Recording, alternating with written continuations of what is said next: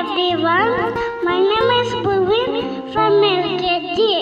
Today's date 13 December, day Friday. Today's start of the day.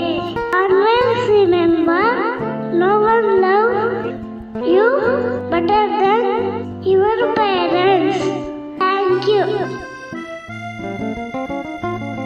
ಎಲ್ಲರಿಗೂ ಬೆಳಗಿನ ಶುಭೋದಯಗಳು. ನನ್ನ ಹೆಸರು ದೀಕ್ಷಾ UKG. ದಿನಾಂಕ 13 ಡಿಸೆಂಬರ್, ವಾರ ಶುಕ್ರವಾರ. ಶುಭಾಷಿತ.